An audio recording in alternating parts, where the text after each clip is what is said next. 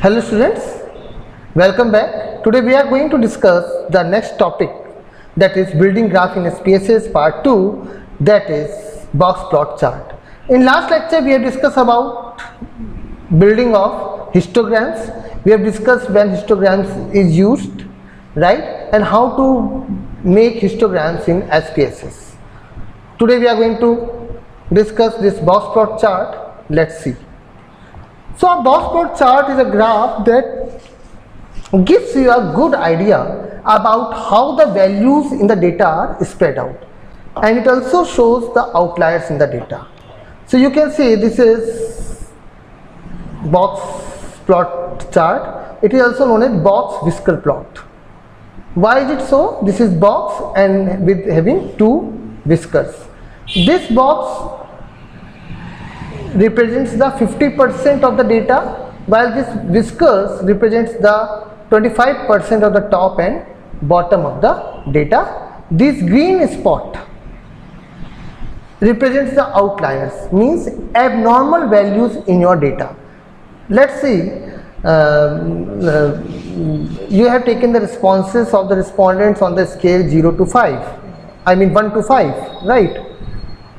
Okay, 1 to 5, you are taking responses on 1 to 5, right? Now what happened if some of the values like it can be mistyped, right? It can be misfeeded by the researcher. When you are feeding your data, it might be possible that you press 5 2 times, so it will result in 55, right? So 55 is somewhere outlier in your data. It is abnormal value, right? On these values are again it is very much difficult to identify these values in the data when you are having the responses of 1000 to 2000 responses, right? So these values can be easily identified by the help of this box whisker plot. The outliers are representing over here, right? These are the abnormal value. So this is median. It shows the median and Q1 and Q3, and this whiskers show the range of your data, right? It shows the range of your data. So it also shows the range of your data, right? This is your range.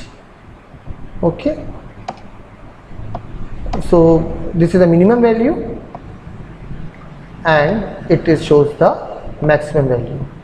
So we know the range is all about the minimum difference of minimum and a maximum value in your data.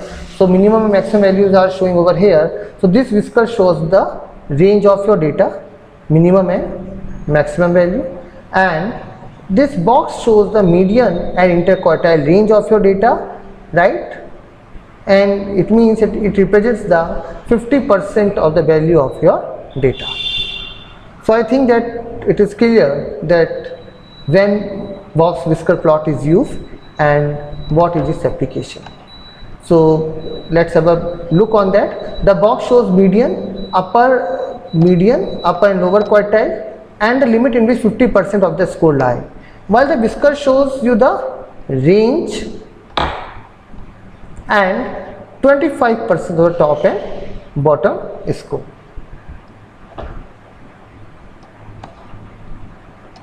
So range and 25% of your top and bottom score.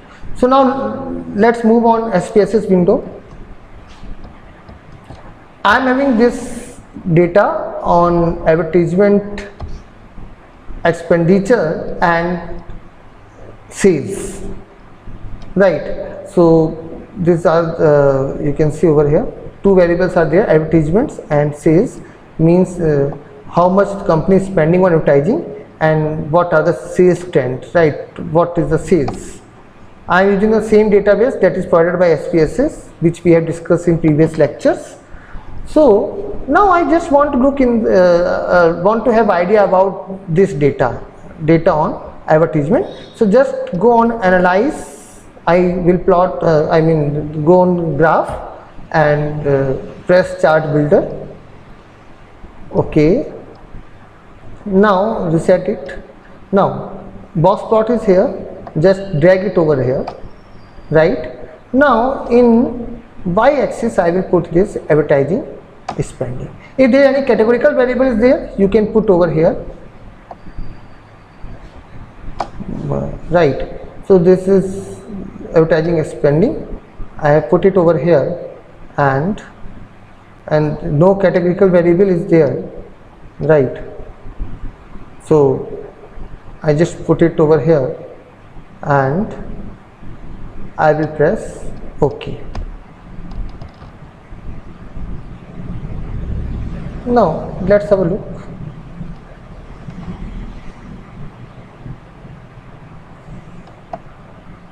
Yeah, this is my whisker plot.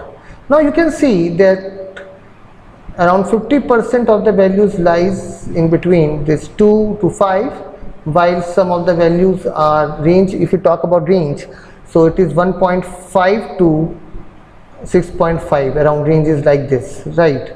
And 50% of the data lies in here. 50% of the values are lies in between 2 and 5.